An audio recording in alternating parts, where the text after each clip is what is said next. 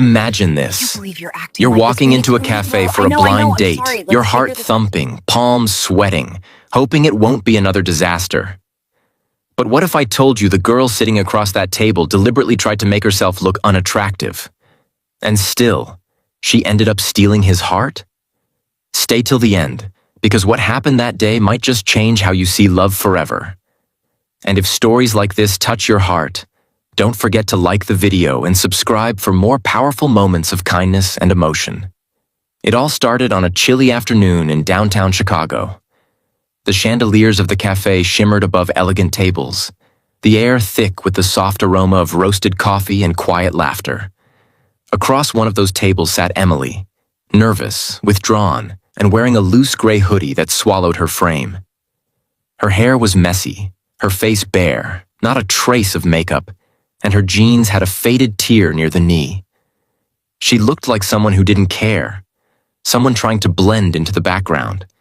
But that was exactly her plan. Emily had been burned by love too many times. Each time she put effort into looking beautiful, men saw her as a trophy, not a person. They admired her face but never cared for her heart. So, when her best friend set her up on a blind date with someone she described as the nicest guy ever, Emily made a decision. She'd go as herself. No makeup, no curls, no fancy dress. She wanted to test if someone could still see her worth without the glamour. And then he walked in. Daniel. He had that easy confidence about him, the kind that doesn't come from arrogance but from kindness. His blue shirt was neatly pressed, his smile genuine, and when his eyes found hers, something shifted in the air. He walked up with a warmth that instantly softened the room. "Emily?" he asked, his voice steady and gentle. She nodded, still a bit guarded. He sat across from her, and for a few moments, silence filled the space between them. She expected the usual flicker of disappointment, the subtle change in expression when a man realizes his date isn't dolled up. But it never came. Daniel smiled, not out of politeness, but with genuine interest. "I'm really glad you came," he said, and his eyes meant it. Emily looked down, trying to hide her awkward smile. "I wasn't sure if I should," she admitted. Daniel chuckled softly.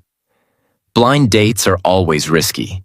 Either you end up with a great story or free coffee." She couldn't help but laugh. The tension melted a little. He was funny, but not in the show-off kind of way. He was simply real. As the minutes turned into hours, something unexpected happened. Emily found herself talking. Really talking. About her job at the animal shelter, her love for painting, her fear of being judged for who she wasn't.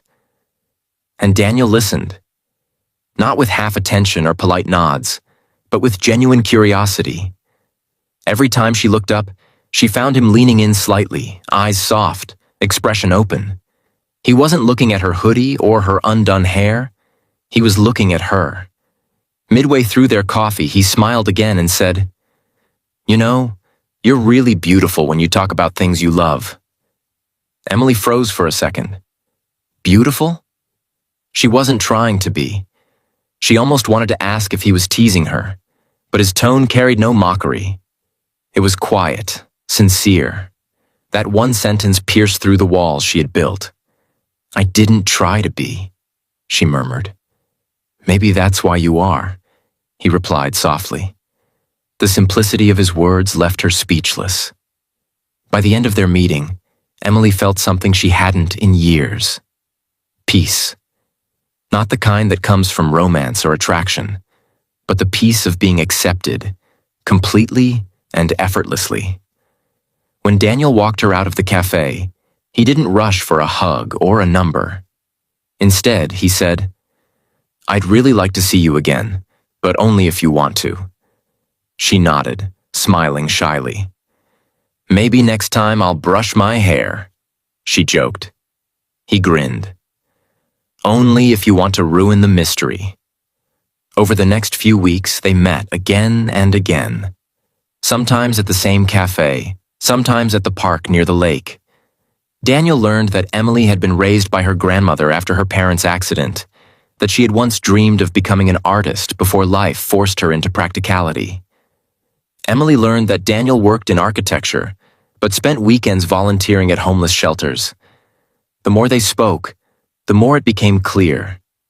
They were both healing in their own ways. One evening, they walked by the lake, watching the sunset reflect over the calm water. Emily turned to him and said, "You never asked why I looked like a mess that day we met." Daniel smiled faintly. "Because I didn't see a mess. I saw someone brave enough to be real." She looked down, her eyes glistening. "I was trying to look unattractive. I wanted to see if someone could still like me without all the layers." He took a breath and stepped closer. "And I fell harder than I ever have in my life." Her tears broke into a laugh, half in disbelief, half in relief. The truth she had been afraid to share became the very thing that connected them. Months passed, and what started as a test of honesty turned into a love story built on raw truth. There were no filters, no pretenses, just two imperfect people learning that love doesn't need perfection. Years later, as Emily stood in front of a small art exhibit, her own, funded by Daniel's quiet encouragement, she looked at him from across the room. He was helping guests, smiling proudly, the same way he did that first day in the cafe. She realized something profound. She had tried to hide her beauty, but he had seen it before even she could. Not the kind of beauty that fades with time, but the one that comes from kindness, courage, and truth. So, if you've ever felt like you're not enough, like the world only values the perfect version of you, remember Emily, remember Daniel, because the right person won't need you to shine under the spotlight. They'll love you in the shadows, in the quiet, in the moments you think you look your worst. And maybe, just maybe, that's when you'll realize you were beautiful all along. If this story touched your heart, hit that like button and subscribe for more stories that remind us what real love looks like. Because sometimes, the most beautiful things happen when we finally stop trying to look perfect.